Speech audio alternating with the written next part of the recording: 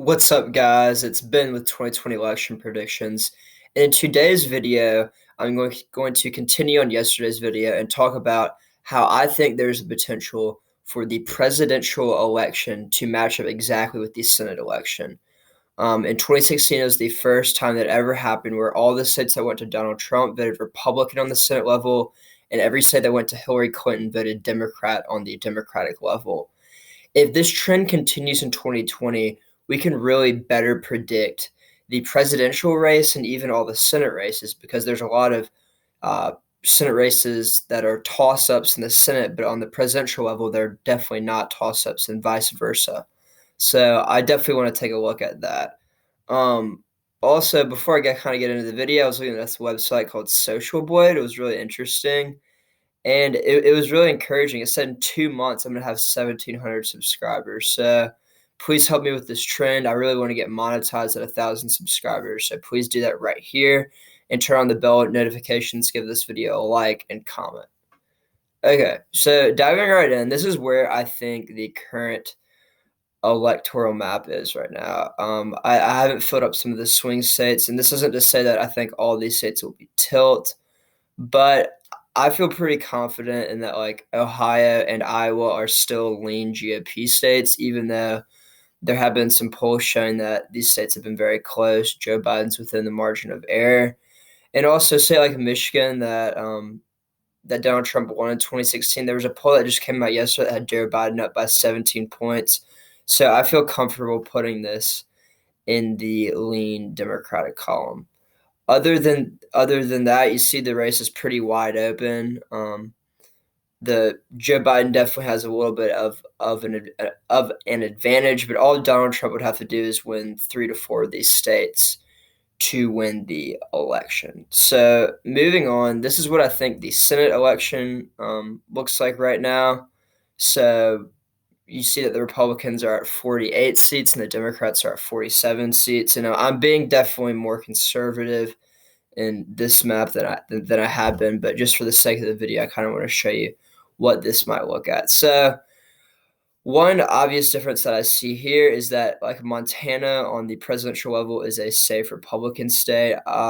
Maybe I could even move this into a likely Republican state just because it is demonstrated that it can vote Democrat on the state level.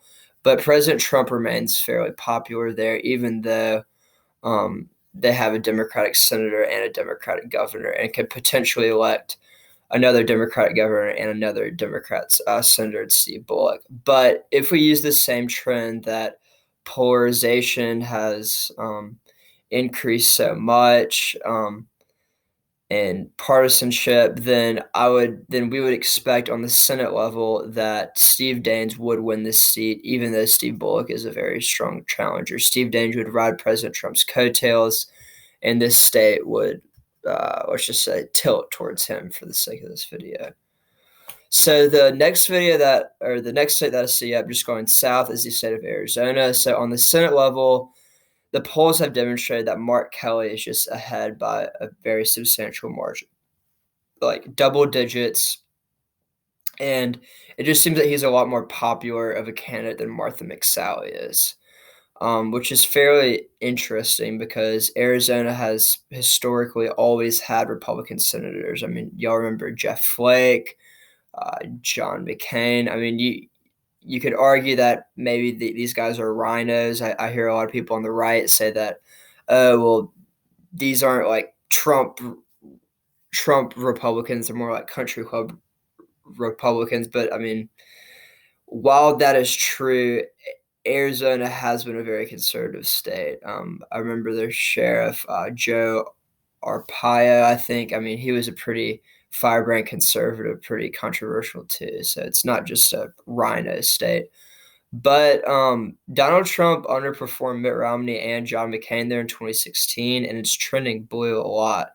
So just based on looking at the Senate polls, which I don't think it's unreasonable to label this as a lean Democratic state on the Senate level, just because Martha McSally has demonstrated herself to be a very weak candidate. So using this logic, it could bring Trump down for sure and make Arizona a lean or a tilt or lean Democratic state. And Joe Biden has been up in I think every single poll in Arizona.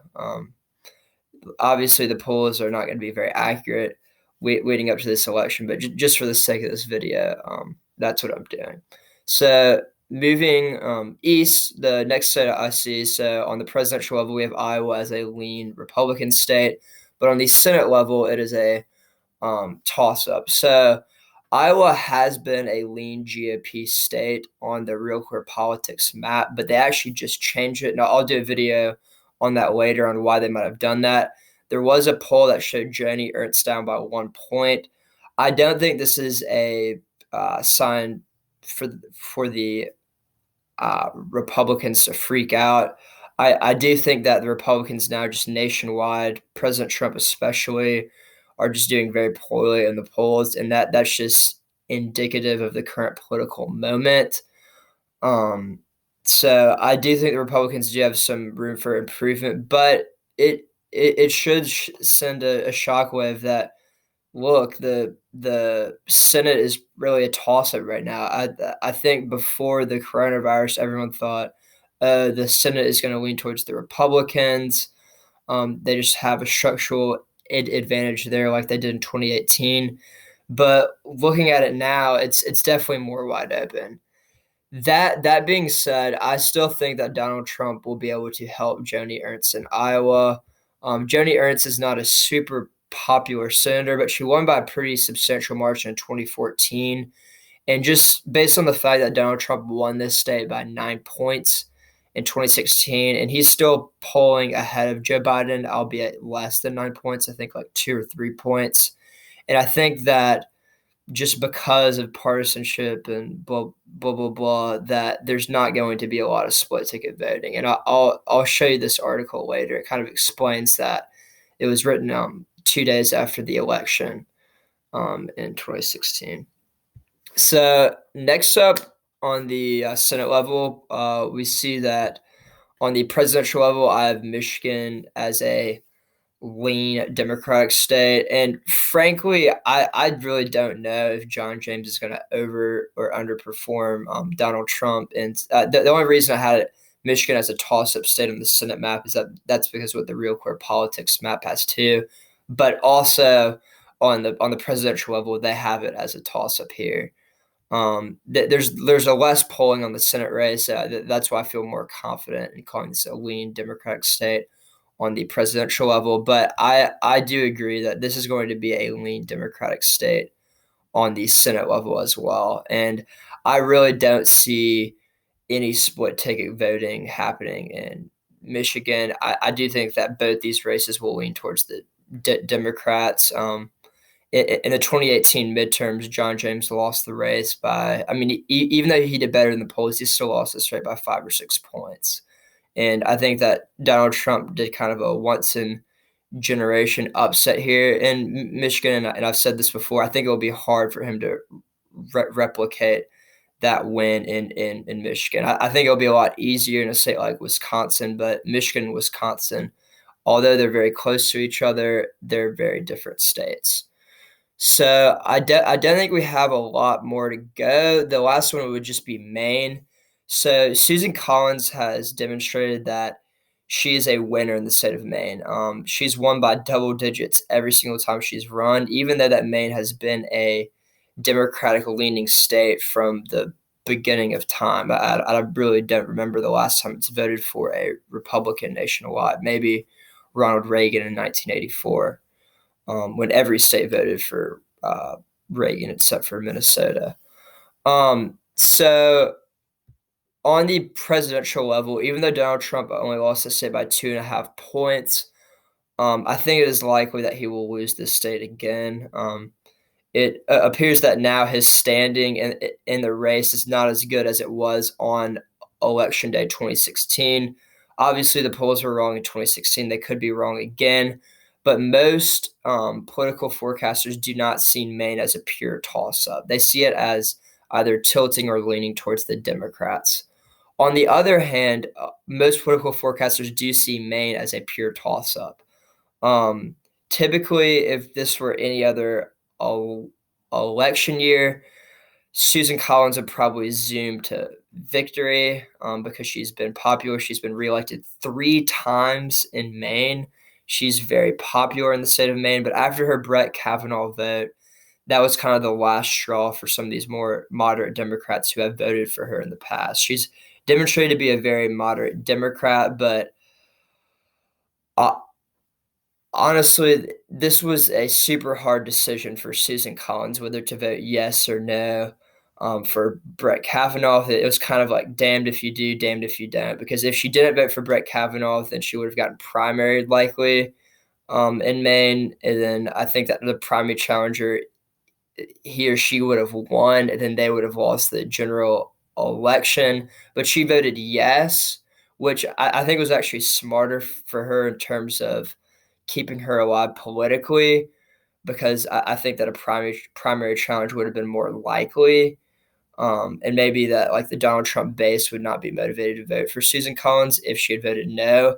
But it's going to be a lot harder for Susan Collins to win this election. And if the pattern of 2016, that there were no purple states, continues, then Susan Collins is going to lose her state, even though it's going to be a lot closer on the Senate level than on the presidential level.